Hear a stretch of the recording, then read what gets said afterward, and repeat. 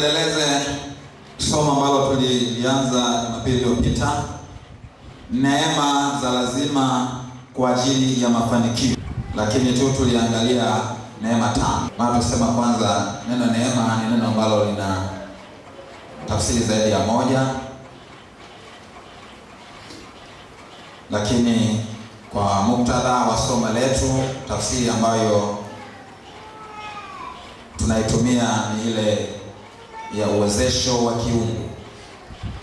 Uwezesho wa kiungu ni kwamba hatuwezi kupata mafanikio bila uwezesho wa kiungu. Sasa uwezesho wa kiungu unatujia kwa namna tofauti tofauti.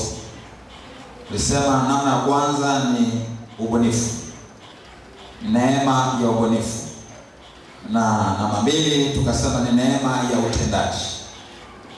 Maana ubunifu ni pale unapopata wazo, unachanganua vitu kwenye akili zako, unaweza kuviumba vitu kwenye akili zako, lakini vitu hivyo natakiwa vitokee sasa viwe halisi. Sasa ili viwe halisi ni lazima upige hatua ya pili.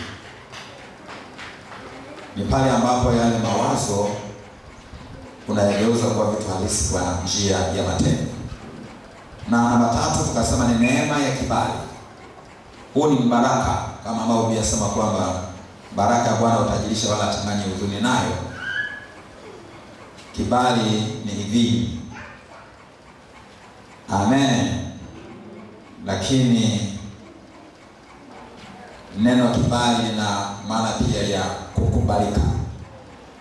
Na tukasema kwamba kibali cha Mungu kinapokuwa juu yako, utatendewa mema au wema usio wa kawaida au kwa namna sio ya kawaida. Lakini milango ya fursa inafunguka kwa namna pia zisizo za kawaida. Alafu kuna kukubalika kwa namna isiyo ya kawaida. Kwa hiyo ni rahisi kupata mafanikio unapokuwa na kibali cha Mungu juu yako. Namba 4 tukasema tunahitaji neema ya kuunganishwa kiungu, divine connections. Mafanikio yako yanaweza yakatokea baada ya kuunganishwa tu na mtu au taasisi au mazingira fulani, kama ambavyo Yusufu tuliangalia vile ambavyo aliunganishwa.